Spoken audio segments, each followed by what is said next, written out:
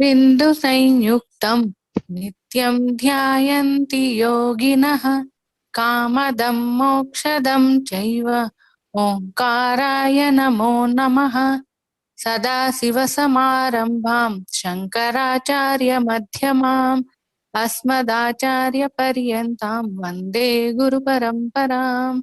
शङ्करं शङ्कराचार्यं केशवं बादरायणं सूत्रभाष्यकृतौ वन्दे भगवन्तौ पुनः पुनः।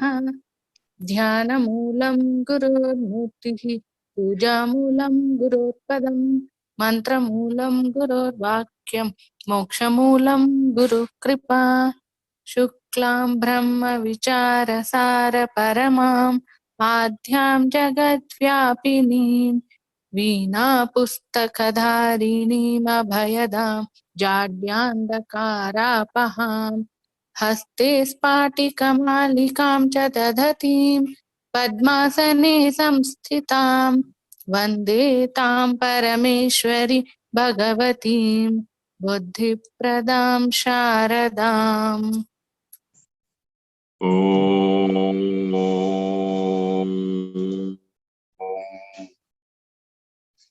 विघ्नेश्वरं विघ्नशान्त्यै वाणीं वाचः प्रवृत्तये गुरून् गूढार्थभानाय प्रणमामि पुनः पुनः। शरदिन्दुविकासमन्दहासां स्फुरदिन्दीवरलोचनाभिरामाम् अरविन्दसमानसुन्दरास्याम् अरविन्दासनसुन्दरीमुपासे। येनाक्षरसमाम्नायमधिगम्य महेश्वरात् कृत्स्नं व्याकरणं प्रोक्तं तस्मै पाणिनये नमः। येन धौता गिरः पुंसां विमलैः शब्दवारिभिः तमश्चाज्ञानजं भिन्नं तस्मै पाणिनये नमः। वाक्यकारं वररुचिं भाष्यकारं पतञ्जलिं पाणिनिं सूत्रकारं च प्रणतोऽस्मि प्रणमामि मुनित्रयम्। ओं नमः पाणिनिकाचार्य पतञ्जलिभ्यः शब्दविद्या संप्रदाय कर्तृभ्यो वंशर्षिभ्यो महद्भ्यो गुरुभ्यः। మనం వ్యాకరణంలో లఘు సిద్ధాంత కౌముదిలో సంజ్ఞా ప్రకరణం పూర్తి చేసుకున్నాం. సంజ్ఞనంటే టెర్మినాలజీ అని ఇంగ్లీష్ లో అంటున్నాం. ప్రతి శాస్త్రానికి ఓ ప్రత్యేకమైనటువంటి పదం ఒక ప్రత్యేకమైన అర్థంలో వాడుతూ ఉంటారు. లోకంలో కూడా మనం అనేకమైన శబ్దాలని ఒక్కొక్క సందర్భంలో ఒక్కొక్క అర్థంలో వాడుతూ ఉంటాం. ఉంది నారి అంటే మామూలుగా స్త్రీ అని అర్థం. అది ధనుశాస్త్రంలోకి వెళ్ళేటప్పటికి నారి అంటే అల్లెత్రాడు అనే అర్థం వస్తుంది. అలాగే గుణము అంటే మంచి లక్షణము అని అర్థం. గుణము అని అంటే అల్లెత్రాడు అనే అర్థం ఉంది. వృద్ధి అంటే లోకంలో పెంపుదల అని అర్థం. వృద్ధి అని అంటే వ్యాకరణ శాస్త్రంలో కొన్ని అక్షరాలకు ప్రత్యేకంగా ఒక పేరుగా పెట్టారు. అదే వృద్ధి అంటే వ్యాపార శాస్త్రంలో వృద్ధి అంటే వడ్డీ. ఇలాగా లోకంలో ఉండే శబ్దాలను శాస్త్రకారుడు తీసుకుని మేము ఈ శబ్దాన్ని ఈ అర్థంలో ప్రయోగిస్తాము అని చెప్తాడు. కాబట్టి ఆ ప్రస్తావన ఆ శబ్దం వచ్చినప్పుడు ఆ అర్థాన్నే తీసుకోవాలి కానీ మరొక అర్థాన్ని తీసుకోకూడదు. ఇది మర్యాద. ప్రతి శాస్త్రంలోనూ ఉండేటువంటి కొన్ని మర్యాదలు ఉన్నాయన్నమాట. అలాగే ఇప్పుడు మనం సంజ్ఞా ప్రకరణం అంతా అయిపోయిన తర్వాత సంధి ప్రకరణంలోకి వస్తున్నాం. ఇక్కడ ఒక విషయాన్ని ముందుగా మీకు చెప్పాలి. వ్యాకరణంలో మనం ప్రధానంగా శబ్ద రూప నిష్పత్తిని గురించి విచారణ చేస్తాం. ఒక శబ్దము ఎలా ఏర్పడుతుంది, ఎలా తయారవుతుంది, అందులో అనేకమైనటువంటి విభాగాలు ఉంటాయి. అవన్నీ కలవటం ఏ అర్థంలో, ఎప్పుడు, ఏ సన్నివేశంలో ఎలా జరుగుతుంది అనేటువంటిది వ్యాకరణంలో ప్రధానంగా ఉండేటువంటి విశేషం. దాన్నే మనం ప్రక్రియ అని కూడా అంటాం, తయారు చేయటం. ఇప్పుడు ఇంట్లో వంటలో అనేకమైన పదార్థాలని కూర్చుకొని వాటినన్నిటినీ కొన్ని కొన్ని పాఠాల్లో, కొన్ని సందర్భాల్లో పాత్రల్లో నిక్షేపించి వేడి చేసి ఓ పదార్థాన్ని తయారు చేస్తున్నాం. అదేవిధంగా శబ్దశాస్త్రంలో కూడా కొన్ని శబ్దాలను మనం కలుపుతం చేస్తూ ఉంటాం. ముఖ్యంగా శబ్దాలు 2 జాతుల్లో ఉన్నాయి అని అనుకున్నాం. 2 కాదు, 4 అనుకోండి. ముఖ్యంగా చాలా ఎక్కువ భాగం 2 విభాగాల్లో ఉన్నాయి. అవి నామ విభాగము, క్రియా విభాగము అని. నామ విభాగము అని అంటే నామవాచకాలు, వ్యక్తులను, వస్తువులను తెలిపేటువంటి పదాలు. సాధారణంగా అవి కర్తృత్వ రూపంలో ఉంటాయి. సాధారణంగా అంటే ఎక్సెప్షన్స్ ఉంటాయి అనుకోండి. అలాగే క్రియాపదము, ఒక వ్యక్తి ఒక ప్రతి కదలికను క్రియ అంటాం, పని అని అంటాం. పాఠము చదువుతున్నాడు, పాఠము అనేది నామపదం, చదువుతున్నాడు అనేది క్రియాపదం. కాబట్టి ఈ ప్రక్రియ అనేటువంటిది ప్రధానంగా నామ ధాతువులకు సంబంధించి ఉంటుంది. నామ ప్రక్రియ, ధాతు ప్రక్రియ. నామ ప్రక్రియలో అనేకమైనటువంటి విషయాలుంటాయి, అంటే అవాంతర విభాగాలు ఉంటాయి. ధాతు ప్రక్రియలో కూడా అనేకమైన విభాగాలు వస్తాయి, వాటిని తర్వాత చూద్దాం. అయితే ఈ నామములు, ధాతువులు మొదలైనవి ఇతరమైన శబ్దస్వరూపాలతో కలిసేటప్పుడు కొన్ని అక్షరాల్లో మార్పులు వస్తూ ఉంటాయి. లోకంలో మనం వాడేటప్పుడు కూడా చూడండి, అనేకమైనటువంటి మార్పులు మనం తెలిసినా తెలియకపోయినా వ్యవహారంలో రూఢమైపోయి ఉన్నటువంటివి మనం చూస్తూ ఉంటాం. వచ్చావా అన్నాం, వచ్చినావు ఆ. ఈ వచ్చావా అన్న చోట ఆ వచ్చావు ఆ అనేటువంటివి 2 కలిసి ఏకంగా అయిపోయి వచ్చావా అన్నాం. అక్కడ ఎవరున్నారు అంటాం, ఎవరు ఉన్నారు అని విడిగా అన్నప్పుడు ఆ రెండింటినీ కలిపి పలికేటప్పుడు ఎవరు ఉన్నారు అనేటువంటివి కలిసిపోయి అక్షరాలు వస్తుంటాయి. ముఖ్యంగా మానవుడు సౌలభ్యాన్ని, సంక్షేపాన్ని కోరుతూ ఉంటాడు. అంటే తక్కువ ప్రయత్నంలో ఎక్కువ ప్రయోజనాన్ని సాధించడం అనేటువంటిది. పనేమో తక్కువగా ఉండాలి, ప్రయోజనం ఎక్కువగా ఉండాలి. ఒక వరి గింజని భూమిలో పాతిపెట్టి దాని ద్వారా ఒక్కొక్క గింజకు 100-200 గింజలు ప్రతిఫలంగా పొందడానికి ప్రయత్నం చేస్తున్నాం.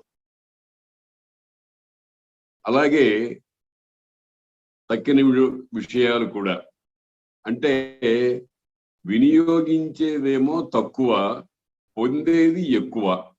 ఇది అన్ని జాతుల్లోనూ సాధారణంగా ఉండేటువంటి లక్షణం అన్నమాట. భాషలో కూడా అలా మనం వీలైనంత వరకు అక్షరాలు మొదలైనవి తగ్గి చాలా తక్కువగా ఉండేట్టుగా ప్రయత్నం చేస్తూ ఉంటాం. అయితే తక్కువగా ఉండేట్టు ప్రయత్నం చేయటము అని అంటే మింగేయటం కాదు, అక్కడ స్పష్టత మళ్ళీ పోకూడదు. ఆ స్పష్టత ఉన్నప్పుడు స్పష్టత పోకుండా ఉండాలి అని అంటే అక్కడ ఒక అక్షరం అధికంగా చేర్చుకోవటం కూడా సంభవిస్తుంది. ఒక అక్షరం పోవటం సంభవిస్తుంది, ఒక అక్షరం అధికంగా రావటం కూడా సంభవిస్తుంది. ఇప్పుడు ఉదాహరణకు పల్లె ఊరు అన్నాం. పల్లె అయిన ఊరు అన్నప్పుడు పల్లెటూరు అంటున్నాం. ఈ మధ్యలో టా అనేది అటు పల్లెకు గాని ఊరుకు గాని సంబంధం లేకుండా అవి రెండు కలిసినప్పుడు ఒక లింక్ ముక్కలాగా ఆ టా అనేది చేరుతోంది. దీన్ని వర్ణ ఆధిక్యము అంటారు. వర్ణ ఆధిక్యం అంటే ఒక వర్ణము, ఒక అక్షరము ఎక్కువగా రావటం. 4 వ్యాకరణ గణితంలో కూడిక, తీసివేత, భాగహారము, గుణకారము అనే 4 ప్రక్రియలు ఉన్నట్టుగా సంధులలో కలిసేటప్పుడు కూడా 4 రకాలైనటువంటి మార్పులు ఉంటాయి. ఉన్న అక్షరం పోవటం, కొత్త అక్షరం రావటం, ఇటు అటు కావటం, అటు ఇటు కావటం, వర్ణలోప, వర్ణాగమ, వర్ణ వ్యత్యయ, వర్ణ వికారాలు అని ఈ గణిత శాస్త్రంలో కూడిక, తీసివేత, భాగహారము, గుణకారము అన్నట్టుగా సంధుల్లో సాధారణంగా ఇటువంటి పరిస్థితులు వస్తాయి. సంస్కృతంలో ఇంకొక స్థితి కూడా ఉంది. దాన్ని ఏమిటంటారంటే ప్రకృతి భావము. అంటే సాధారణంగా 2 పదాలు దగ్గరగా ఉన్నప్పుడు వస్తాయి అని చెప్పినటువంటి మార్పులు రాకుండా అలాగే ఉండటం అనేటువంటి పరిస్థితి కూడా ఒకటి ఉంది. కాబట్టి ఈ ఆదేశము, ఆగమము, వికారము, వ్యత్యయము మొదలైనటువంటివి సాధారణంగా ప్రక్రియ అన్నిటికీ సంబంధించి ఉంటుంది. అంటే అన్నిటికీ అంటే నామములకు ఉంటుంది, ధాతువులకు ఉంటుంది, ఇంకా అన్నికి ఉంది. అందుకనే సంజ్ఞా పరిచ్ఛేదము, సంధి పరిచ్ఛేదము అనేటువంటివి 2 కూడా వ్యాకరణ శాస్త్రం అనే దానికి తలకాయ లాంటివి. అన్నిటికీ వర్తిస్తుంది అన్నమాట. ఇవి కాక పరిభాషలు అని కొన్ని ఉన్నాయి. పరిభాషలు అంటే పద్ధతులు. మనం లోకంలో కొన్ని పద్ధతులు ఏర్పాటు చేసుకుంటూ ఉంటాం. ఇప్పుడు ట్రాఫిక్ కానిస్టేబుల్ రోడ్డు మధ్యలో నుంచుని ఒక చేతుల్ని ఒకవైపు ఇట్లా అడ్డంగా పెడతాడు. అంటే ఈ వైపు వెనక ఉన్న వాళ్ళందరూ కూడా అక్కడ ఆగిపోవాలి అని దీనికి అర్థం. ఈ చెయ్యి ఇట్లా అడ్డంగా పెట్టాడు అని అంటే అదొక విధానం అన్నమాట. ఇటు నుంచి వచ్చేటువంటి, ఈ వైపు నుంచి వచ్చేటువంటి వాహనాలన్నీ అక్కడ ఆగిపోవాలి అని. ఆ తర్వాత ఇలా అంటాడు, అంటే మీరు రండి అని ఇంకో వైపు ఆపుతాడు. ఇట్లాగా ట్రాఫిక్ రూల్స్ లాగా వ్యాకరణ శాస్త్రంలో కూడా అన్ని చోట్ల వర్తించేటువంటి పద్ధతులు కొన్ని ఉంటాయి. ఆ పద్ధతుల్ని పరిభాషలు అని అంటారు. పరిభాష అంటే పరితః భాషంతే ఇది పరిభాషా. పరితః అంటే అన్ని చోట్ల, సందర్భం అవసరమైన అన్ని చోట్ల భాషంతే, వాటిని వాడుకుంటూ ఉంటాము అని పరిభాషలు అంటారు. మామూలుగా పెద్ద కౌముదిలో, ఇది లఘు సిద్ధాంత కౌముది కనుక ఈ పరిభాషా ప్రకరణాన్ని విడిగా చెప్పలేదు, కానీ పెద్ద కౌముదిలో పరిభాషా ప్రకరణం అని కూడా ఒకటి, రెండోది ఉంది. ఒకటి మొదటిది సంజ్ఞా పరిచ్ఛేదము, రెండవది పరిభాషా పరిచ్ఛేదం. ఆ పరిభాషల్ని అవసరమైనప్పుడు చెప్పచ్చులే, దానికి ప్రత్యేకించి ఒక ప్రకరణంగా పెట్టక్కర్లేదు అని దాన్ని సంగ్రహించుకున్నారన్నమాట. అయినా వాటిని చెప్పాలి, వాటి అవసరాలు ఉంటాయి. ఇప్పుడు పరిభాషలకు, సంజ్ఞలకు పరిభాషలకు తేడా ఏమిటంటే, సంజ్ఞ అంటే వ్యవహారం, పరిభాష అంటే పద్ధతి, వ్యవహారం అంటే పేరు. వాడు రామయ్య, ఇది దేవాలయము, ఇది గంగా నది మొదలైనటువంటివన్నీ కూడా పేర్లు. ఈ గంగా నది అనేటువంటిది పర్వతాలని, లోతైన ప్రదేశాలని దాటుకుంటూ మెల్లగా ప్రవహిస్తుంది అని చెప్పడం అనేటువంటిది పద్ధతి. ఆ పద్ధతులనే కొన్ని ప్రత్యేకమైనటువంటి విధానాలు మేము వాడతాము అని పాణిని గారు కొన్ని పరిభాషలను ఏర్పాటు చేశారు.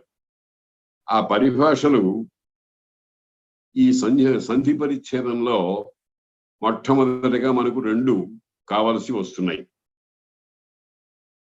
ఇక్కడ సూత్రంలో ఉండేటువంటి పదాలకు ఉండే విభక్తి ప్రత్యయాలు, ఆ విభక్తి ప్రత్యయాలకు మామూలుగా లోకంలో ఉండేటువంటి అర్థం కాకుండా కొన్ని ప్రత్యేకమైనటువంటి అర్థాల్లో మేము వాడతాము అని చెబుతూ ఉంటాను అన్నమాట. నేను ఒక పరిభాషను మీకు ముందర ఉంచుతాను. దానిని వివరించిన తర్వాత దానికి సంబంధించినటువంటి వివరాలు, ఉదాహరణలు, సమన్వయము మొదలైనవన్నీ చూద్దాం. ఇందులో మొట్టమొదటిది షష్ఠీ స్థానే యోగా అన్నారు. షష్ఠీ అంటే షష్ఠీ విభక్తి. మనకు తెలుగులో యొక్క, కు, యొక్క, లోపల అని 3 ప్రత్యయాలు చేరేటువంటి విధానం ఉన్నటువంటి దాన్ని షష్ఠీ విభక్తి అంటున్నారు. సంస్కృతంలో షష్ఠీ విభక్తి ప్రత్యయము ఒక్కటే ఉంది. అంటే ఏకవచనానికి ఒకటి ఉంది, ద్వివచనానికి ఒకటి ఉంది, బహువచనానికి ఒకటి ఉంది. నస్, ఓస్, ఆమ్ అని. నస్, ఓస్, ఆమ్. నస్ అనేది షష్ఠీ ఏకవచన ప్రత్యయము, ఓస్ అనేది ద్వివచన ప్రత్యయము, ఆమ్ అనేది బహువచన ప్రత్యయము. మనం దాన్ని శబ్దం మీద చూసినట్టయితే రామస్య, రాముని యొక్క, రామయోహో, 2 రాముల యొక్క, రామాణం, చాలా మంది రాముల యొక్క అని నస్, ఓస్, ఆమ్ అనేవి షష్ఠీ విభక్తి ప్రత్యయాలు. మనం ఇదివరకు అనుకున్నాం, ప్రత్యయం ఎప్పుడు స్వతంత్రంగా వాక్యంలో ప్రయోగింపబడదు, ఒకదానిని అంటిపెట్టుకుని ప్రవర్తించాల్సిందే. దానికి ఒక చిన్న లౌకికమైన ఉదాహరణ చెప్పాను. ఒక ముత్తైదువ ఒకరింటికి పేరంటానికి వెళుతుంది. ఆ పేరంటానికి వెళ్ళినప్పుడు చిన్న పిల్లవాడు, 2 ఏళ్లవాడు, 3 ఏళ్లవాడు కుమారుడు ఉంటే వాడిని కూడా తీసుకెడుతుంది. ఈ ప్రత్యయం అటువంటిది. ఏ పిల్లవాడు కూడా స్వతంత్రంగా తనంత తాను పేరంటానికి వెళ్ళడు, తల్లితో పాటే వెడతాడు. అలాగే ప్రత్యయాలు అనేవి శబ్ద రూపాలకు చేరి మాత్రమే వాక్యంలో ప్రయోగింపబడేటువంటి అర్హతను సంపాదిస్తాయన్నమాట. కాబట్టి షష్ఠీ అనేది షష్ఠీ విభక్తి ప్రత్యయము, షష్ఠ్యంత పదము. విభక్తి ప్రత్యయం ఎప్పుడు కూడా అది అంతమందున్న అనేదాన్ని అర్థాన్ని ఇస్తుంది. అది కూడా ఒక పరిభాష ఉంది. షష్ఠీ అంటే షష్ఠ్యంతమైన పదము. షష్ఠి అంటే ఇక్కడ షకార, అకార, షకార, ఠకార, ఈకారాల శబ్దస్వరూపం కాదు. ఇది వ్యాకరణ సంజ్ఞ గనక వ్యాకరణ సంజ్ఞ దాని యొక్క అర్థాన్ని చెప్తుంది. షష్ఠి అని నస్, ఓస్, ఆమ్ అనే వానికి షష్ఠి అనే పేరు పెట్టారు పాణిని గారు. అవి విడిగా ఉండవు గనక అవి అంతమందున్న పదాలు. రామస్య, రామయోహో, రామాణం, రామేణ, రామాభ్యాం, రామైహి మొదలైనటువంటి పదాలు షష్ఠ్యంత పదములు. షష్ఠ్యంతము మేము ఈ వ్యాకరణ శాస్త్రంలో ఏదైనా ఒక పదాన్ని షష్ఠ్యంతముగా ప్రయోగిస్తే, మామూలుగా షష్ఠికి కారక పరిచ్ఛేదంలో ఒక అర్థం చెప్పారు. షష్ఠి ఎప్పుడు వస్తుంది అంటే సంబంధార్థంలో వస్తుంది. సంబంధాలు అనేక రకాలుగా ఉంటాయి. సంబంధం అంటే ఒకదానికి ఉండేటువంటి బంధం. ఇప్పుడు నా తల అన్నాం అనుకోండి, నేను అనేదానికి తల అనేదానికి ఉండే సంబంధాన్ని షష్ఠి అనే విభక్తి తెలుపు చేస్తుంది. నా యొక్క తల, నాకు సంబంధించిన, నా యొక్క తల అని అంటే నాకు సంబంధించినది, నాతో యోగము కలిగి ఉన్నటువంటిది అని అర్థం అన్నమాట. లోకంలో సంబంధాలు చాలా రకాలుగా ఉంటాయి. ఇప్పుడు తల, నేను, తల అనేది నేను అనే దాని యొక్క ఒక అవయవము. అనేక అవయవములు కలిగిన దానిని అవయవి అంటారు. ఇక్కడ నా తల అన్నప్పుడు అవయవి సంబంధము అంటారు. అవయవికి అవయవానికి ఉండేటువంటి సంబంధము అని. అయితే సంబంధము ఈ ఒక్క రకంగానే ఉండదు. నా ధనము అన్నాం అనుకోండి, నా ధనము అన్నప్పుడు ధనము అవయవం కాదు, సొమ్ము. సొమ్ము అంటే ధనము, సొమ్ము కలవాడు స్వామి. దాన్ని స్వస్వామి సంబంధము అంటారు. స్వం అంటే సొమ్ము, స్వామి అంటే అది కలవాడు. స్వామికి స్వమ్మునకు ఉండేటువంటి సంబంధాన్ని స్వస్వామి సంబంధము అన్నారు. నా చెయ్యి అన్నప్పుడు స్వస్వామి సంబంధం కాదు, అక్కడ అవయవి సంబంధం. నా ధనము అని అన్నప్పుడు స్వస్వామి సంబంధం. అలాగే రాజపురుషుడు, రాజుకి సంబంధించినటువంటి వాడు, రాజుగారి బంటు అని అన్నాం, అక్కడ కూడా స్వస్వామి సంబంధం. రాజు స్వామి, వాడేమో అతనికి సంబంధించినటువంటి వాడు అని. ఇలా లోకంలో అనేక విధములైన సంబంధాలు ఉంటాయి. ఆ సంబంధాన్ని అభివ్యక్తం చేయడం కోసం ఈ వస్తువు ఎవరికి సంబంధించిందో వాడిని చెప్పేటువంటి శబ్దస్వరూపానికి షష్ఠి విభక్తి వస్తుంది. అంటే వ్యవహారంలోనూ వ్యాకరణంలోనూ సాధారణంగా షష్ఠి విభక్తి ఉన్నట్టయితే దాన్ని ఆ సంబంధార్థం సూచిస్తుంది. దశరథస్య పుత్రః, దశరథుని యొక్క కుమారుడు అన్నాం. ఇక్కడ స్వస్వామి సంబంధం కాదు, అవయవి సంబంధం కాదు, పితాపుత్ర సంబంధం, జన్యజనక సంబంధం. సీతాపతి అన్నాం, సీత యొక్క పతి అన్నాం, అక్కడ భార్యాభర్తృత్వ సంబంధం, దాంపత్య సంబంధం. ఇట్లాగా అనేకమైన సంబంధాలు ఉంటాయి. ఆ సంబంధాన్ని అభివ్యక్తం చేయటానికి సంబంధము కలవానిని తెలిపేటువంటి పదానికి షష్ఠి విభక్తి వస్తుంది అనేది వ్యాకరణం ఏర్పాటు చేసింది. అయితే ఆ వ్యాకరణమే మా శాస్త్ర మర్యాద పరిధులలో మాత్రం మేము షష్ఠ్యంతంగా ఒక పదాన్ని సూత్రంలో పెడితే దానితో పాటు స్థానే అనే పదాన్ని కూడా పక్కన కలుపుకోండి అని చెప్తోంది. ఈ పరిభాష చెప్పే అర్థం అది. షష్ఠీ స్థానే యోగ.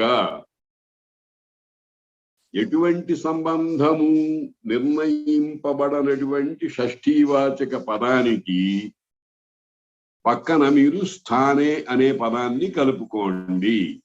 ఈ మొత్తం వ్యాకరణం ఎక్కడైనా సరే ధాతోహో అని అంటాడు. ధాతోహో అని అంటే ధాతువు యొక్క స్థానమునందు. అలాగే ఇకహ అంటాడు, ఇక్కు యొక్క స్థానమునందు. అలాగే ఇతరమైనటువంటి పదాలు. ఈ సంబంధార్థకమైనటువంటిది నిర్ణయించకపోతే అప్పుడు మేము ఏదైనా సూత్రంలో షష్ఠి అనేటువంటి పదాన్ని కనుక కలిపినట్లయితే దాని పక్కన స్థానే అనేటువంటి ఒక పదాన్ని కూడా కలుపుకొని మీరు అర్థం చెప్పాలి. సూత్రంలో సంక్షిప్తత అనేది అవసరం కనుక మాటి మాటికి స్థానే అనే పదాన్ని కొన్ని వందల వేల సార్లు వాడక్కర్లేకుండా ఇక్కడ ఒక సూత్రంలో పెట్టేసేసి అక్కడ అన్ని చోట్ల వస్తుంది అని చెప్పేశారనమాట. సంక్షిప్తతను సాధించడానికి అదొక మార్గం. ఇది ఒక పరిభాష. ఏమిటి దీని స్థూలమైన అర్థం అంటే, ఏదైనా ఒక సూత్రంలో షష్ఠ్యంత పదం ఉందనుకోండి, ఆ షష్ఠ్యంత పదము ఏ సంబంధాన్ని నిర్ణయించడం లేదనుకోండి, అలా నిర్ణయించకుండా ఉండేటువంటి సంబంధం కలిగినటువంటి షష్ఠీ విభక్తి పక్కన స్థానే అనే పదాన్ని కలుపుకోండి అని అన్నాడు. దీన్ని ఉదాహరణ మీద మనం తర్వాత నిర్ణయిద్దాము, పూర్తి అర్థాన్ని పొందుదాం. షష్ఠీ స్థానే యోగ ఇది ఒక పరిభాష. తర్వాత ఇంకొక పరిభాష ఉంది, ఏమిటంటే తస్మిన్నితి నిర్దిష్టే పూర్వస్య. ఇక్కడ ఈ సూత్రంలో ఈ షష్ఠీ స్థానే యోగ అనే దాంట్లో ఇంకొక విషయం కూడా మనం గమనించాల్సిన విషయం ఉంది. ఏమిటంటే అది స్థానం అంటే ఏమిటండి? స్థానం అంటే నేను కుర్చీలో కూర్చున్నాను అనుకోండి, అది నాకు స్థానం. అలాగే ఒక చాప మీద కూర్చున్నాం అనుకోండి, అది నాకు స్థానం. ఒక ఇంట్లో ఉన్నాం అనుకోండి, అది నాకు స్థానం. మరి అక్షరాలకు స్థానం అంటే ఏమిటి? అక్షరాలకు స్థానం అంటే స్థానంచ ప్రసంగ అన్నాడు. ప్రసంగం అంటే ఆ ప్రసక్తి ఉన్నప్పుడు. ఇప్పుడు అస్య అన్నాం అనుకోండి, అకార స్థానమున అంటే మామూలుగా లోక వ్యవహారం రీత్యా ఆ ఉండవలసిన చోట అని అర్థం. ప్రసంగం అంటే అది ఆ అనేది ఉండవలసిన చోట. ఇప్పుడు తెలుగులో ఊరికే మనం తేలిగ్గా అర్థం చేసుకోవడానికి చెబుతున్నాం. ఉత్తునకు అచ్చు పరంబగునప్పుడు సంధియగును అనే మాట ఉంది. ఉత్తునకు అంటే ఉత్తు యొక్క స్థానంలో. ఉత్తు యొక్క స్థానంలో అంటే ఉత్తు మామూలుగా వ్యవహారం చేత ఎక్కడైతే వినిపిస్తుందో దాన్నే ప్రసంగం అంటారు. ఆ వినిపించేటువంటి చోట దానిని తొలగించి అచ్చు పక్కన ఉండేటువంటి కండిషన్ లో సంధి అనేది వస్తుంది అని అర్థం అనమాట. కాబట్టి స్థానం అంటే ఏమిటి అని అంటే ప్రసంగము అన్నారు. ప్రసంగము అని అంటే ఏమిటి? మామూలు లోక వ్యవహారం ప్రకారము అది వినబడవలసిన కనబడవలసిన చోట అని అర్థం అన్నమాట. అది సూత్రంలో మళ్ళీ అదే ఉదాహరణలో మళ్ళీ మనం సమన్వయం చేసుకుంటాం. ఇది ఒక పరిభాష. ఈ పరిభాష యొక్క స్థూలమైన అర్థం ఏమిటంటే, ఈ వ్యాకరణంలో మేము ఏదైనా సూత్రంలో ఒక షష్ఠీ విభక్తి అంతమందు కలిగినటువంటి పదాన్ని ప్రయోగించామనుకోండి, ఆ పదానికి మరొక దానితో సంబంధము అనేది నిర్ణయించటానికి వీలు లేదనుకోండి, అప్పుడు దాని పక్కన స్థానే అనే మాట కలుపుకోండి అని అన్నారు. అది మూడవ సూత్రం దగ్గరకు వచ్చినప్పుడు చూద్దాం. ఇది ఒక పరిభాష. పరిభాష అని ఎందుకంటున్నామంటే, ఎక్కడెక్కడ ఈ వ్యాకరణం మొత్తం మీద 4000 అష్టాధ్యాయి సూత్రాలు 4000లో ఎన్ని వందల సార్లు షష్ఠీ విభక్తి వచ్చినా అక్కడల్లా ఈ సూత్రాన్ని స్మరించి స్థానే అనేది పెట్టుకోవాలి కనుక అది పరిభాష. పరితః అంతటా అవసరమైన సన్నివేశాలన్నిట్లోనూ కూడా చెప్పినటువంటి మాట, దాన్ని పరిభాష అంటారన్నమాట. షష్ఠీ స్థానే యోగ. ఇప్పుడు కొన్ని విషయాలు ఉంటాయి. సూర్యుడు ఉదయించును అన్నాం. సూర్యుడు ఉదయించును అనేటువంటిది భూతకాలమా, వర్తమాన కాలమా, భవిష్యత్ కాలమా? దీన్ని తద్ధర్మము అంటారు. అంటే సూర్యుడు ఉదయించును అని అంటే ప్రతిరోజు ఒక నిర్దిష్టమైన సమయంలో మనకు కనిపించేట్టుగా పైకి వస్తాడు.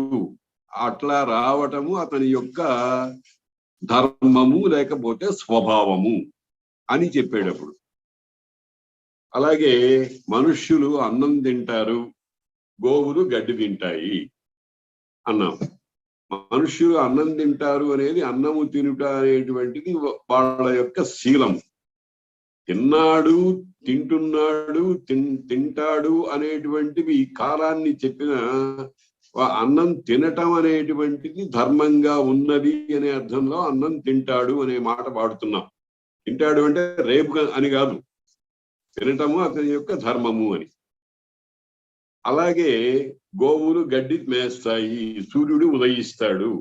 ప్రతిరోజు కూడా అదొక నిర్దిష్టమైన సమయంలో జరిగే అలవాటు ప్రకారంగా జరిగేటువంటి దాన్ని తద్ధర్మం అని అంటారు అన్నమాట. అలాగే పరిభాషలు కూడా ఎక్కడెక్కడ అవసరం వస్తాయో అక్కడక్కడల్లా మేము ఉన్నాము అని వచ్చి అర్థాన్ని చెప్పి సూత్రార్థాన్ని పెద్దవి చేస్తాయి, సూత్రార్థాన్ని వివరించి చెప్తాయి. కాబట్టి ఇప్పుడు వీరు మొట్టమొదటిగా మనం సంధి పరిచ్ఛేదంలో మొట్టమొదటిగా చూసింది ఏమిటి? షష్ఠీ స్థానే యోగ అని. ఇంకొక పరిభాష చెబుతున్నారు. తస్మిన్నితి నిర్దిష్టే పూర్వస్య. తస్మిన్ అంటే దానియందు అని. ఇక్కడ తస్మిన్ అనేది సప్తమి విభక్తికి చిహ్నంగా వాడారు. తస్మిన్ అంటే తత్ అనే ఒక శబ్దం యొక్క సప్తమి విభక్తి ఏకవచన రూపము. అది ఇక్కడ సప్తమి విభక్తికి ఒక గుర్తుగా వాడారు. తస్మిన్ అంటే సప్తమ్యంత పదే అని అర్థం. ఒక పదాన్ని మేము ఏదైనా సూత్రంలో సప్తమ్యంత పదంగా ఉపయోగించినట్లయితే, మామూలుగా సప్తమికి ఇందాక షష్ఠికి సంబంధం అని అర్థం చెప్పాను చూడండి, అలాగే సప్తమికి కూడా లోకంలో ఒక ప్రత్యేకమైనటువంటి అర్థం ఉంది. అర్థం దాని యందు అని. దాని యందు అని. ఇప్పుడు కుండ యందు నీళ్లు ఉన్నాయి అంటాం. కుండ అనేటువంటి ఆధారములో నీళ్లు అనే పదార్థం ఉన్నది అని చెప్పడానికి కుండ నీళ్లకు ఆధారము అనే అర్థంలో కుండ అనేటువంటి శబ్దానికి సప్తమి విభక్తి పదం చేస్తాం. అలాగే ఇంట్లో మనుష్యులు ఉన్నారు, ఇల్లు ఆధారం మనుషులు ఉండటానికి. గూడు, పిచ్చుక గూడులో పిచ్చుక పిల్లలు ఉంటాయి, దాని ఆధారం. ఈ ఆధారము లోకంలో 3 రకాలుగా ఉంటుంది అని చెప్పారు. ఔపశ్లేషికము, వైషయికము, అభివ్యాపకము అని 3 రకాలుగా ఆధారం ఉంటుంది అని అన్నారు. కొంచెం టెక్నికల్ వర్డ్స్ కనుక కొంచెం జాగ్రత్తగా మనం పట్టుకోవాలి. ఔపశ్లేషికము అని అంటే, ఔపశ్లేష అంటే బాగా తగిలి పరిచ కరిగి ఒక దాంట్లో ఒక వస్తువు ఉండటాన్ని ఔపశ్లేషికం అంటారు. ఉదాహరణ ఏమిటంటే, ఘటంబున జలం ఉన్నది, ఈ నీరు ఘటంలో ఉన్నది. ఘటములో అంటే కుండ అనేటువంటి పేరు కలిగిన ఒకనొక పదార్థంలో లోపలి అంచులను తాకుతూ నీళ్లు ఉన్నాయి. అంటే ఇక్కడ నీటికి ఆధారం కుండ అనే మాట నిజమే గాని, ఆ కుండ పరిచ అంటే ఈ నీరు అనే పదార్థాన్ని తాకుతూ ఉండటం అనేటువంటి భావనతో ఉంది కనుక దానిని ఔపశ్లేషిక ఆధారము అంటారు. అంటే వేరే ఇంకో రకమైనటువంటి విషయాల ఆధారం వచ్చినప్పుడు దీని యొక్క అర్థం ఇంకా కొంచెం స్పష్టమవుతుంది. వైషయికమైన ఆధారం అని అంటారు. వైషయికమైన ఆధారం అని అంటే మోక్షమునందు ఇచ్చగలదు. మోక్షము అన్నాం అనుకోండి, మోక్షము అనేది కుండ లాంటి పదార్థం కాదు కదా, అదేదో పరుచుకుని ఒక చోట అట్లా ఉండదు కదా. మోక్షం అనేది భావన. భావన అనేది ఇప్పుడు కుండలో నీళ్లున్నాయి అన్నట్టుగా కుండను తగిలి కుండ లోపలి అంచులను తగిలినట్టుగా మోక్షము అనేది కుండ లాంటి ఒకనొక వస్తువు కాదు కనుక, భావం కనుక దానిలో ఇచ్చ ఉన్నది అని అంటే అర్థం ఏమిటి? ఔపశ్లేషిక ఆధారం అని చెప్పడానికి వీలు లేదు. అదేమిటంటే మోక్షము అనేది విషయంగా అంటే లక్ష్యంగా కోరిక అనేది ఉంది అని, దాన్ని వైషయికమైన ఆధారం అని అంటారు. ఇంకా మూడవది అభివ్యాపకము. అభివ్యాపకం అంటే ఏమిటి అని అంటే, వస్త్రమునందు దారము గలదు అన్నాం అనుకోండి, లేకపోతే వలయమునందు బంగారము గలదు అని అన్నాం అనుకోండి, చేతికి వేసుకునేటువంటి ఆభరణం. ఆ ఆభరణంలో బంగారం ఉంది. ఆభరణంలో బంగారము కుండలో నీళ్లలాగా ఏదో ఒక ప్రదేశాన్ని ఆశ్రయించుకుని ఉంటే బంగారమే వలయ ఆకారంగా తయారయింది. బంగారం లేకుండా వలయం అంటూ ఉండదు. బంగారం యొక్క స్వరూపమునే వలయముగా తీర్చిదిద్దారు. కానీ మనం వ్యవహారంలో వలయములో బంగారం ఉంది అని అంటాం. వలయమే బంగారం నిజానికి అక్కడ. అంటే వలయములో అభివ్యాపన అంతటా వ్యాపించే లక్షణం ఉందన్నమాట. అంటే ప్రతి అణువు బంగారమే. దానికి ఒక చక్కటి ఉదాహరణ మనం తీసుకోవచ్చు. వస్త్రమునందు దారము ఉంది అన్నాం. వస్త్రమునందు దారము అని అంటే దారములే వస్త్రమైనవి. నిలువు దారాలు, అడ్డదారాలు. ఒక రుమాల్ లాంటిది తీసుకున్నాం అనుకోండి. రుమాల్ లాంటిది తీసుకొని అడ్డదారాలన్నీ తీసి పోగు పెట్టాం, నిలువు దారాలన్నీ తీసి పోగు పెట్టాం. వస్త్రం ఉంటుందా అక్కడ? దారాలే ఆ స్వరూపంగా తయారైనాయి అన్నమాట. దాన్ని అభివ్యాపకము అని అంటారు. ఈ రకంగా సప్తమి విభక్తి ఆధారమునందు రావటం అనేది లోక విషయం. అయితే అయ్యా మా వ్యాకరణ శాస్త్రంలో మాత్రం మేము ఒక ప్రత్యేకమైనటువంటి పద్ధతిలో వాడుతూ ఉంటాము. తస్మిన్ ఇతి నిర్దిష్టే ఒక శబ్దాన్ని సప్తమ్యంతముగా మేము ఒక సూత్రంలో పెడితే అక్కడ మీరు ఏమర్థం అనుకోవాలి అని అంటే దాని యందు అని అర్థం కాదు, అది పక్కన ఉండగా పూర్వమునకు అనే అర్థం వస్తుంది అని చెప్పుకోవాలి. తస్మిన్నితి నిర్దిష్టే పూర్వస్య. తస్మిన్ సప్తమి విభక్తి అని నిర్దిష్టే ఒక కార్యాన్ని విధించినట్లయితే తస్మిన్ సప్తమ్యంత పదము ఏది చెబుతోందో దానికి పూర్వభాగమునందు చెప్పిన కార్యము దొరుకుతుంది అని అన్నారు. ఇది ఒక పరిభాష. ఇవి కొంచెం తొందరగా తలకెక్కడం కొంచెం కష్టమైనటువంటి విషయము. ఉదాహరణ చూపించి దాని మీద సమన్వయం చేసినప్పుడు ఇది బాగా స్పష్టం అవుతుంది. ఇక్కడ స్థూలంగా మనం అనుకోవాల్సిన విషయం ఏమిటంటే సూత్రంలో ఏదైనా షష్ఠ్యంత పదం ఉందనుకోండి, ఆ పదానికి పక్కన స్థానే అనే పదాన్ని కలుపుకోండి. అలాగే సూత్రంలో సప్తమ్యంత పదం ఒకటి ఉందనుకోండి, అది పక్కన ఉన్నప్పుడు అనే అర్థం గమనించండి అని స్థూలంగా ఈ రెండు పరిభాషలకు అర్థం. ఇది మరొకసారి చెప్తాను, ఎందుకనంటే కొంచెం బరువైన విషయం గనక ఆ బరువైనటువంటి విషయాన్ని జాగ్రత్తగా మనం మనస్సుకి ముందర పట్టించుకోకపోతే తర్వాత ఇబ్బంది వస్తుంది కనుక మళ్ళీ చెప్తాను. ఈ వ్యాకరణ సూత్రాలు, పాణినీయ సూత్రాల్లో ఎక్కడైనా గరే ఒక షష్ఠ్యంత పదము గనక ఉన్నట్లయితే, అంటే షష్ఠీ విభక్తి ప్రత్యయములైనటువంటి ngస్ ఓస్ ఆమ్ ngస్ ఓస్ ఆమ్ అనేటువంటి ప్రత్యయాలు చేరిన పదాలు ఉన్నట్లయితే అక్కడ మీరు అర్థం చెప్పుకునేటప్పుడు ఆ షష్ఠ్యంత పదము పక్కన స్థానే అనేది కలపండి. అలాగే ఈ వ్యాకరణ సూత్రాల్లో సప్తమ్యంత పదం ఏదైనా ఉన్నట్టయితే అది పక్కన ఉన్నప్పుడు అనే అర్థాన్ని భావించండి.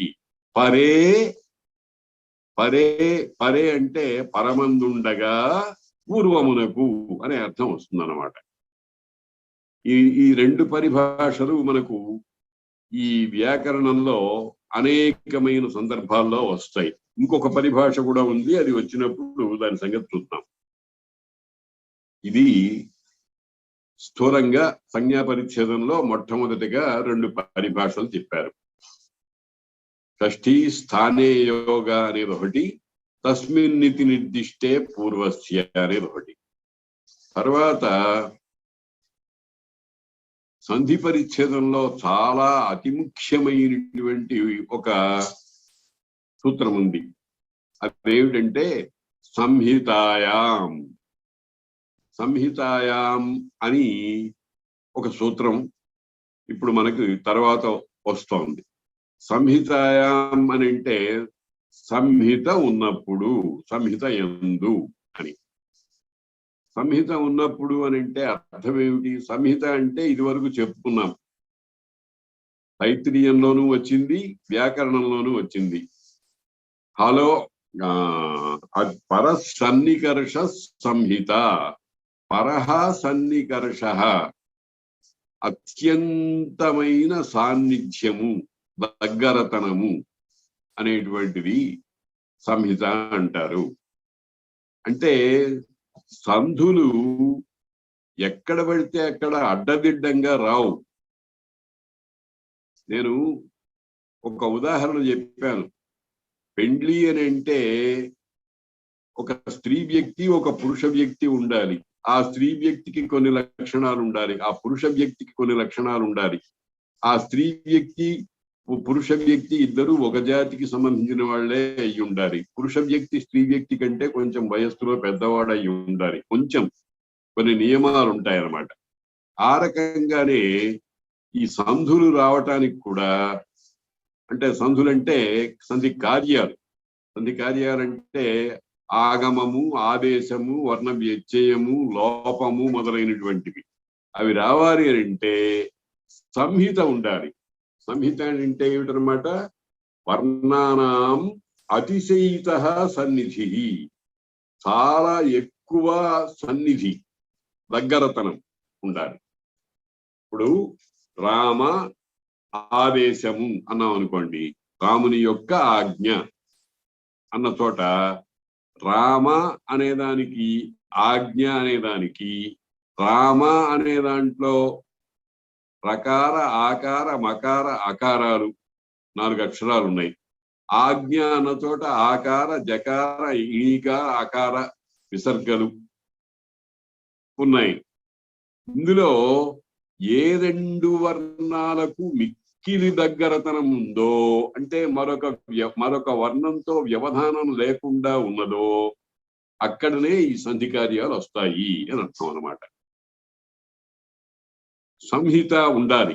సంహిత ఉన్నప్పుడే సంధి వస్తుంది. ఆ సంహితాయామని ఒక సూత్రాన్ని రాశారు పాణిని గారు. ఈ పాణినీయ వ్యాకరణంలో ఒక పద్ధతి ఉంది. ఏమిటంటే అనువృత్తి అని, అధికారము అని 2 పదాలు ఉన్నాయి. అనువృత్తి అంటే ఒక సూత్రంలో ఉన్న పదము అవసరాన్ని బట్టి క్రింది సూత్రాలలోనికి వచ్చి చేరటం అనేటువంటిది ఉంది. లోక వ్యవహారంలో కూడా అటువంటిది ఉంటుంది. అబ్బాయి నువ్వు రేపు మా ఇంటికి రా అని ఒకడితో అని, ఆ పక్కన వాడిని నువ్వు కూడా అంట. నువ్వు కూడా అంటే రేపు మా ఇంటికి రా అనేటువంటి అర్థం ఇదంతా వాడికి కూడా వర్తిస్తుంది.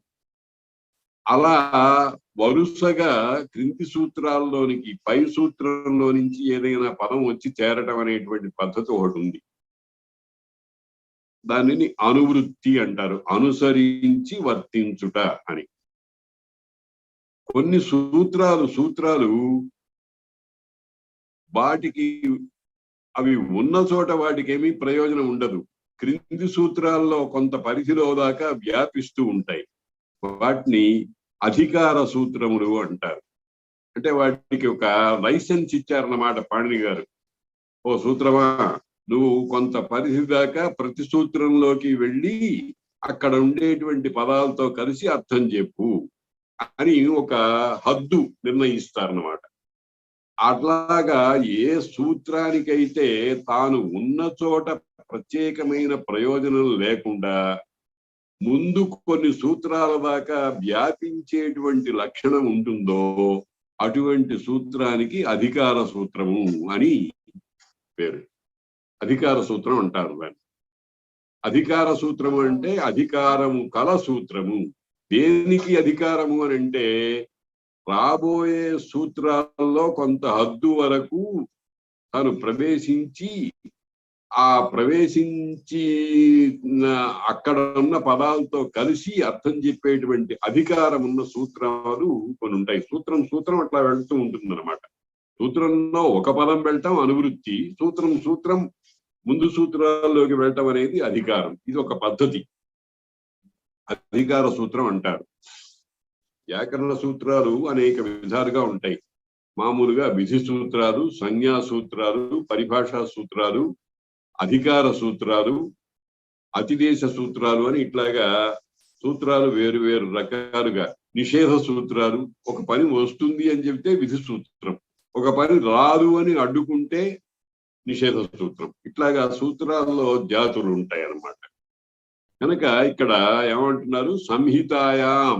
సంహితాయాం అనేది సంహితా శబ్దం యొక్క సప్తమి విభక్తి ఏకవచన రూపము. రమాయాం అన్నట్టుగా, బాలాయాం అన్నట్టుగా, సంహితాయాం అన్నట్టుగా. సంహితాయాం అని అంటే సంహిత అనేది వర్ణాలకు సంబంధించిన విషయం గనక అది అధికరణం, ఆధారము అనే అర్థం చెప్పదు. సంహిత విషయమైనప్పుడు అంటే రెండు వర్ణములకు దగ్గరతనము ఉన్నప్పుడు ముందర విధించేటువంటి కార్యములన్నీ కూడా వస్తూ ఉంటాయి అని ఈ సంహితాయాం అనేది ఒక అధికార సూత్రం అన్నమాట. సంహితాయాం. ఇప్పుడు మనం సంధి పరిచ్ఛేదంలో ప్రవేశించి 3 సూత్రాలు చూసాం.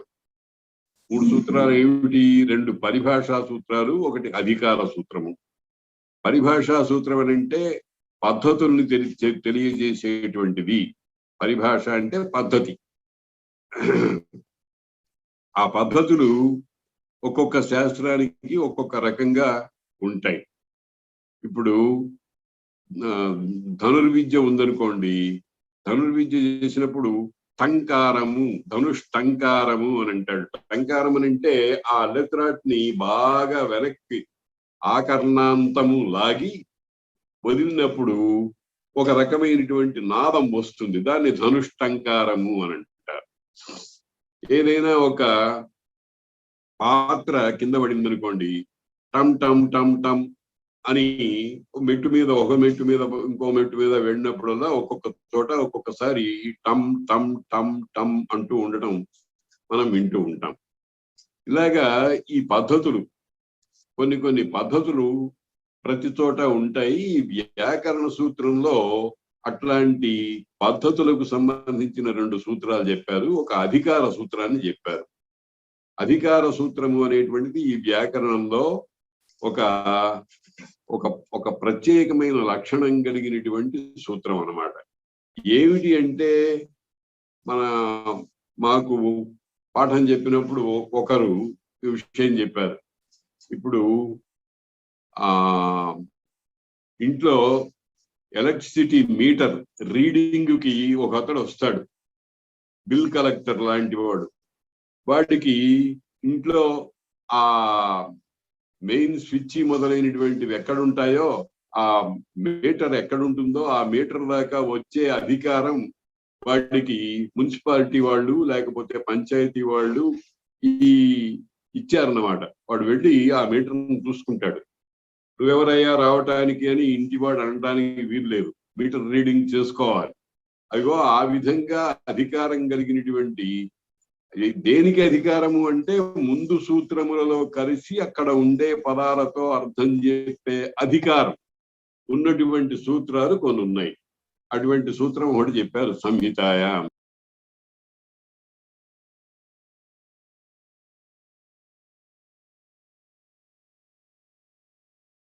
దగ్గరతనం ఉన్నప్పుడు పదములకు కాదు, 2 శబ్ద స్వరూపములకు. పదము అనేది కొన్ని ప్రత్యేకమైన లక్షణాలు కలిగిన దాన్నే పదం అని అంటారు. శబ్దము అని అంటే వర్ణముల సముదాయము అని స్థూలంగా అనుకోవచ్చు అన్నమాట.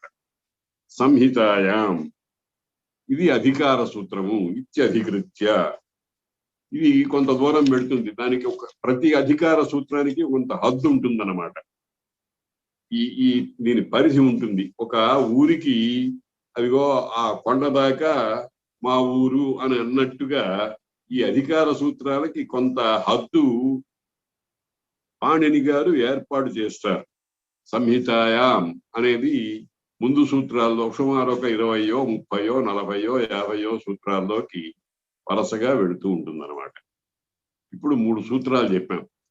3 సూత్రాలు చెప్పిన తర్వాత ఇప్పుడు సంధి అనేటువంటి కార్యాన్ని చెప్పటానికి మొట్టమొదటిగా ఒక సూత్రాన్ని ప్రతిపాదిస్తున్నారు. దీన్ని విధి సూత్రం అంటారు. ఇకో ఎణచి అని సూత్రం. ఇకహ ఎన్ ఆచి అని 3 పదాలు ఉన్నాయి ఇక్కడ. ఇక్ ఎన్ అచ్ అని 3 ప్రత్యాహారాలు. సంజ్ఞాపరిచ్ఛేదంలో మనం అనుకున్నాం. ఇక్ అంటే ఈ ఊరులు అనే 4 అక్షరాలకు సంజ్ఞ. ఏమిటి, ఎందుకు వచ్చింది? ఆదిరంచేన సహేత, అంత్యమైన ఇద్వర్ణముతో కలిపినటువంటి ఆదివర్ణము తనకు మధ్యలో ఉన్న వాటికి పేరవుతుంది అని అన్నారు కదా.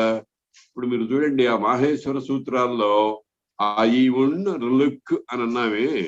ఐ ఉన్ రులుక్ అన్న చోట ఆ అనేదాన్ని వదిలిపెట్టి ఈ అనేదాన్ని మొట్టమొదటి వర్ణంగా తీసుకున్నారు. ఈ ఉన్ రులుక్ అంటే అందులో మళ్ళీ ఇత్తనే పేరు కలిగిన వర్ణాన్ని లెక్క పెట్టద్దు అన్నారు. పెట్టకపోతే మీకు కనిపించే వర్ణాలు ఏమిటి?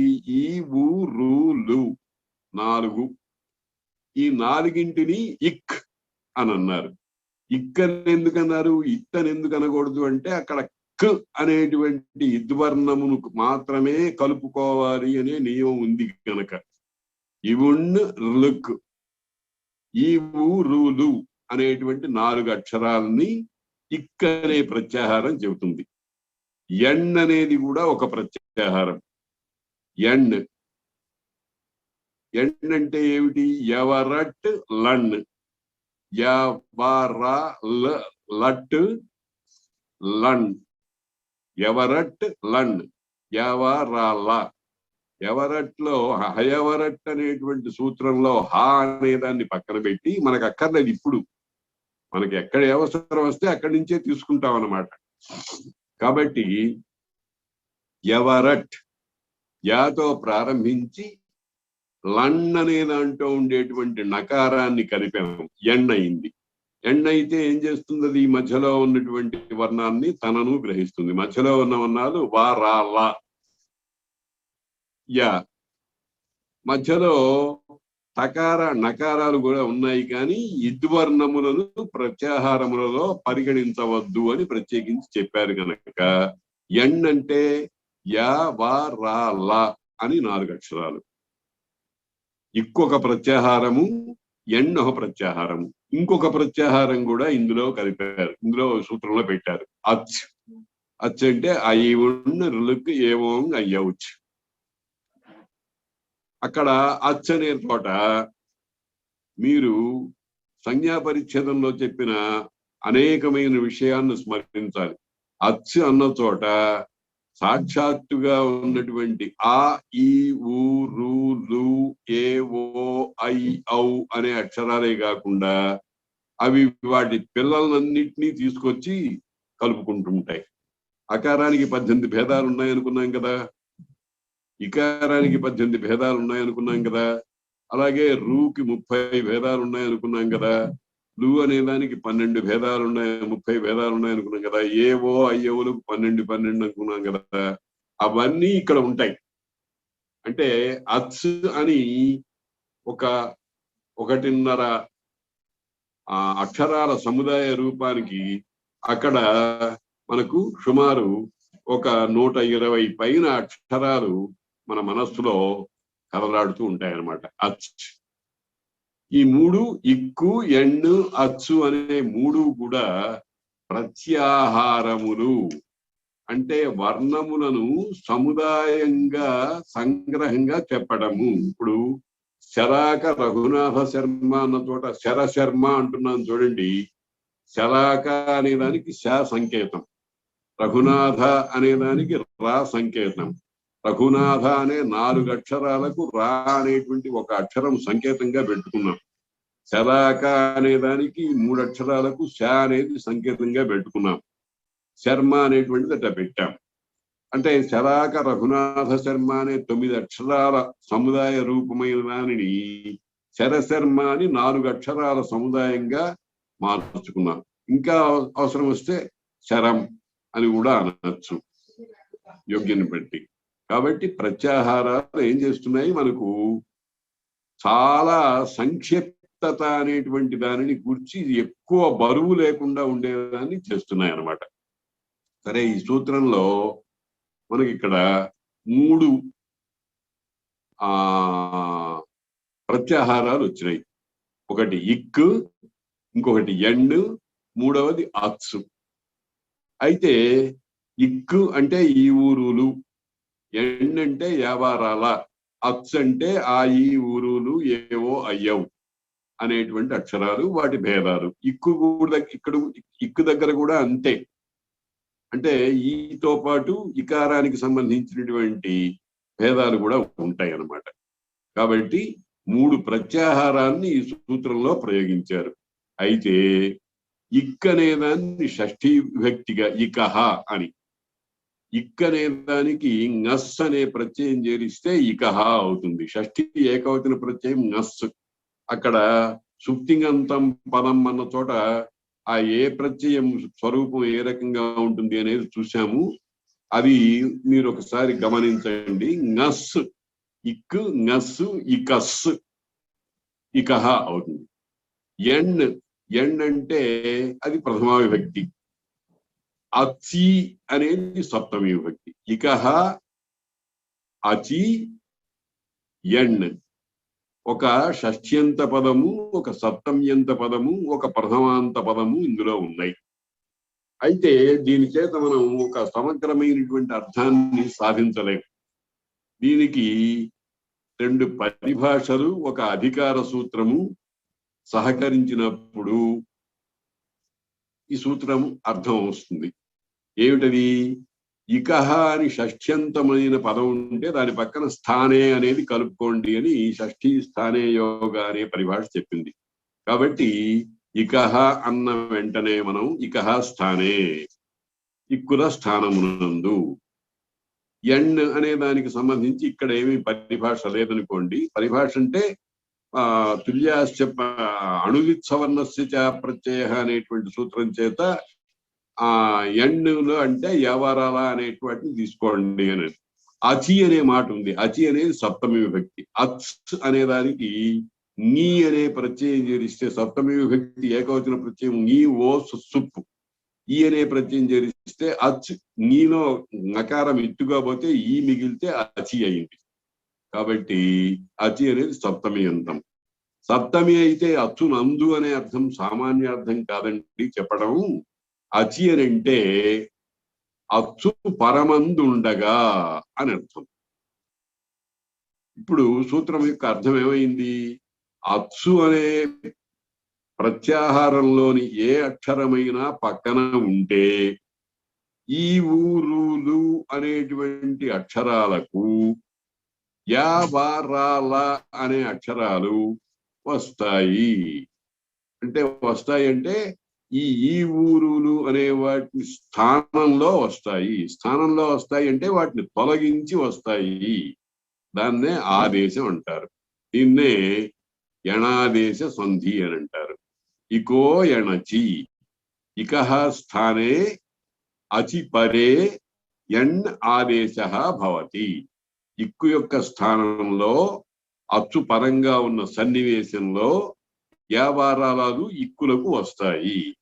ఎలా వస్తాయి అని అంటే సాధారణంగా ఒకే సంఖ్య కలిగినటువంటి వానికి ఒకే సంఖ్య కలిగినటువంటి సముదాయం చెప్పినట్టయితే 1కి 1, 2కి 2, 3కి 3, 4కి 4. ఈకి యకారము, ఈ ఊకి వకారము, రూకి రకారము, లూకి లకారము వస్తాయి అని. ఇది ఈ సూత్రాన్ని, ఇకోయణ చేరే సూత్రాన్ని ఒక పాటి అర్థం సంపాదించుకోవడానికి 2 పరిభాషలు, సంజ్ఞా పరిచ్ఛేదంలో ఉండేటువంటి కొన్ని పద్ధతులు, సంహితాయాం అనేటువంటి ఒక అధికార సూత్రము పనిచేసినప్పుడు. ఎప్పుడు వస్తుంది, ఎప్పుడు పడితే అప్పుడు రాదు. సంహిత ఉన్నప్పుడు, అంటే రెండు వేరువేరుగా ఉండేటువంటివి దగ్గరగా, మధ్యలో వేరే వర్ణాలు లేకుండా దగ్గరగా వచ్చినప్పుడు అని. కాబట్టి సంహిత ఉన్నప్పుడు ఇకహ స్థానే, ఇక్కుల స్థానంలో ఎణ్ భవతి, ఎణ్ అనే అక్షరాలు వస్తాయి. ఎప్పుడు? అతి పరే, అచ్చు పరంగా ఉన్నప్పుడు. ఇది ఈ సూత్రం అర్థం రావటానికి వెనకాల ఇంత తత్వంగా ఉందన్నమాట. మొట్టమొదటి సూత్రము సంజ్ఞా పరిచ్ఛేదంలో మనకు వచ్చినది యణాదేశ సంధి అని అనబడేటువంటిది. దీనికి సంబంధించిన వివరాలు తరువాతి పాఠంలో మనం చెప్పుకుందాం. ఇవాటికి స్వస్తి.